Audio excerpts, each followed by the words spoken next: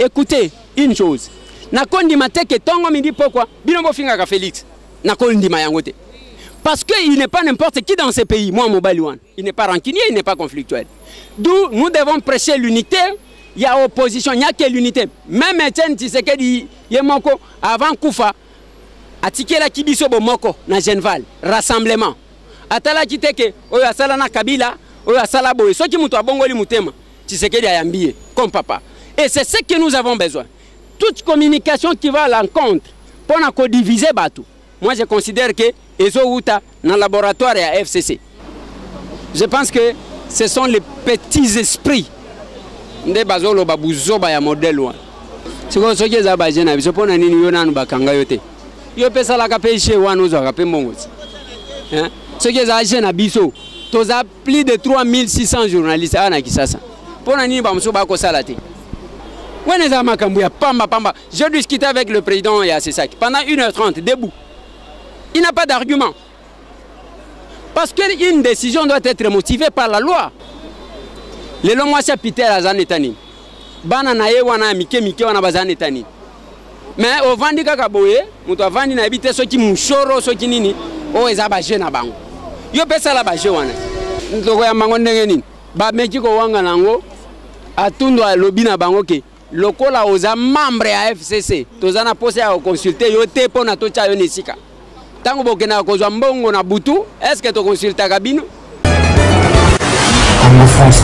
Balandi ya Congo France le nazala mwana mboka Eliezer Wazali moko ya maponamio ya élection za circonscription ya Lukunga lelo azana ma parce que bakanyi moko ya bango combattant pe pembeni na journaliste d'investigation Peter Tiani Babi mwana mboka ekomi ba jeune na bino soki kalika muke lobi après na sima babengi ba peso kanyaka ya wana Peter Tiani akoi na jiwana siko soki za ba jeune biso pona nini yo nanu bakanga yote yo pesa la kapeshe wana uzo akape mbongozi. Hein? Ce qui est agent à Bisso, tu as plus de 3600 journalistes à Kisasa. Pour je pense que ce sont les petits esprits de Bazolo Babouzo Baya modèle. Na uti ko yebisa avocat général Nathalie ici na lobby papa. Omani likamunenge za lilia. Bana na biso baza stressé chaque jour. Le long mois c'est Peter Azanetani. Bana na ye wana mike wana bazanetani. Mais au vandi kakaboye, muto vandi na habite soki mushoro soki nini, o ezaba jena bango. Yo pesa la baje wana. Moi mboka président biso UNPC na SADC na CESAC baza parmi ba membre ya campagne cellule ya lobbying ya mwana mboka Emmanuel Shadari bango bazo telemela bino me bango bakomi na campagne ya lobbying ya mwana mboka Shadari bino boyengi ngondeni. Ntoko ya mango ndenge nini? Ba meji ko wanga nango atundo alobi na bango ke lokola oza membre ya FCC tozana pose ya consulter yo te pona tocha yo nesika. Tango bokena kozwa mbongo na butu, est-ce que to consulta kabino? Eza soni. D'abord, yoka bazo dévoiler batu ke ba pesa ka batu mbongo. Mbongo wana ebimaka na budget ni. C'est comme ça.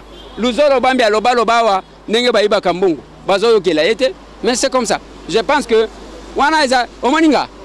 Wani eloko ba pesa wana soki directive. La directive n'est pas une décision. Je continue à faire mes émissions. Je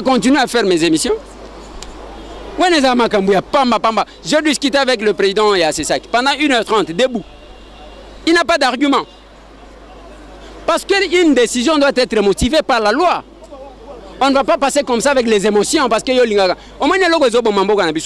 même dans les politiciens, l'antipathie et la sympathie sont naturelles. Ceux qui ont un sentiment antipathique contre Moutou. Comme ma bisognon sauté parce que non mais attendez. Même dans mon kilo, au moment où nous sommes allés à Bato Pembe, nous sommes allés à Mwindu, nous sommes allés à Miké, nous sommes allés à Minen. Ouane est naturel. Yo goyate, boyena ba émotion, boyewana. Parce que na loba qui na président c'est ça. Ne nous amenez pas les émotions, amenez-nous la loi. Qu'est-ce que la loi dit?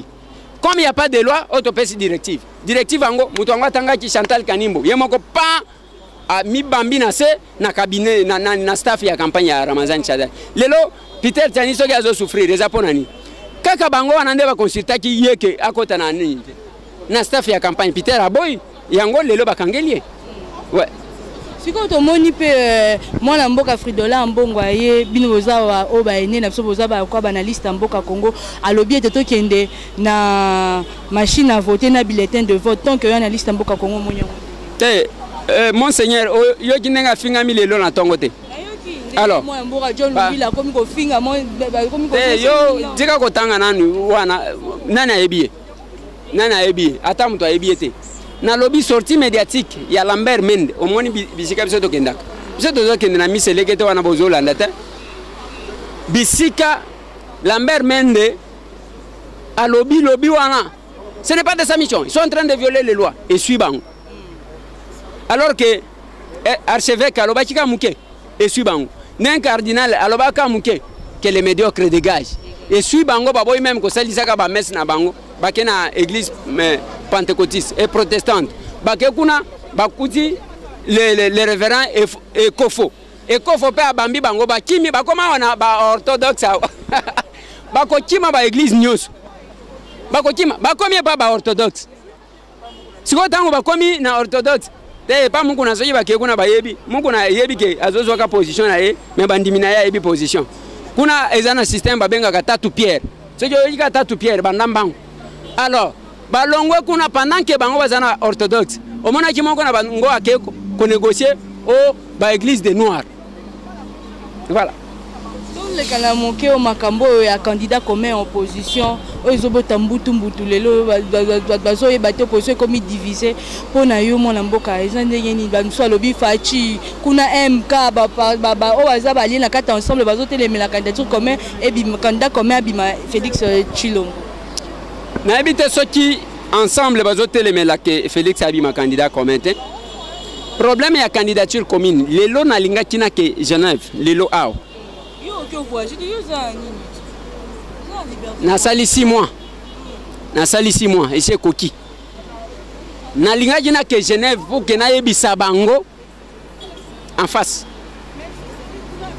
na yebisa bango une chose que pendant que bino bozo sepela parce que vous avez la possibilité de vous acheter des voitures, de louer de grandes maisons, de voyager quand vous voulez, le peuple congolais est en train de souffrir.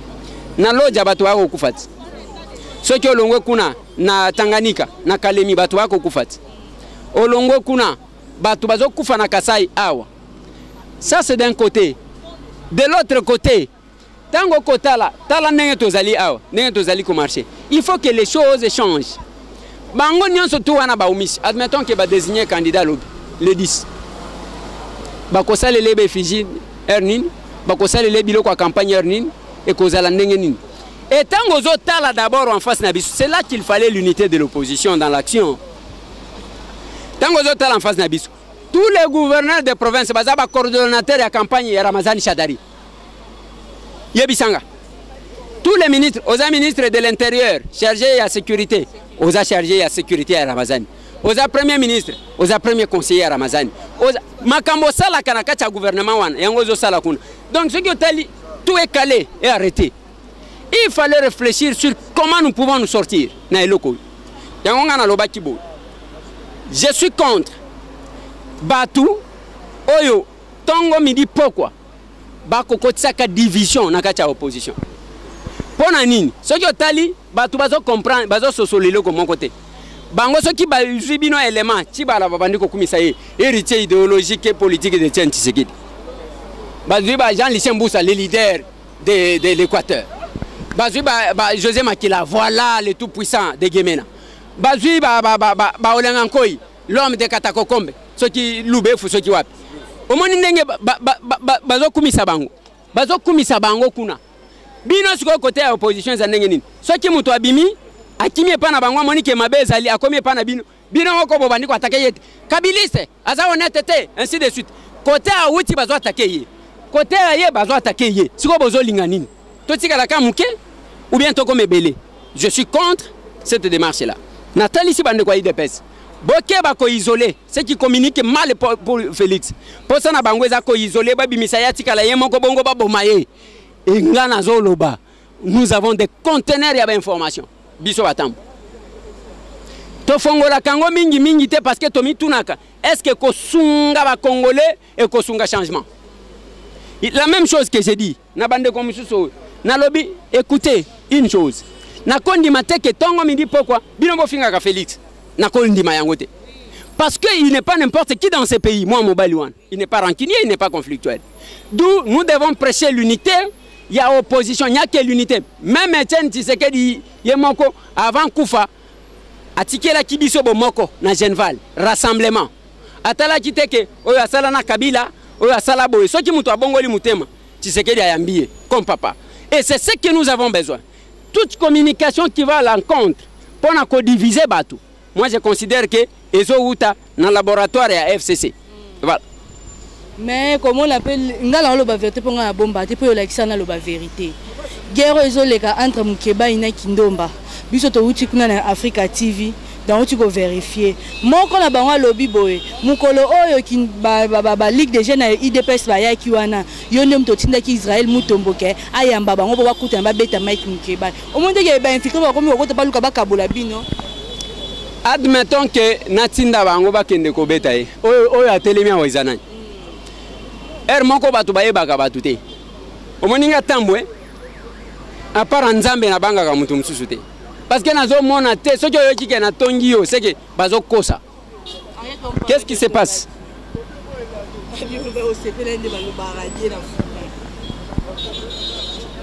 Obi kezana ba kombonga na posa kotanga te.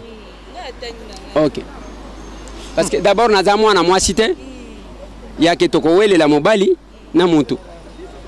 Ngai naza mobali au vrai sens du mot toza et puis naza candidat na funa te bisika ye azali ngai naza na lukunga même ceux qui naza kana funa même bandeko toza na bango na lukunga baza benemi na ngata eza na 14 sièges ngai ata soki na salini na kozwa kaka moko mais il faut bandeko mususu bazwa je tourne la page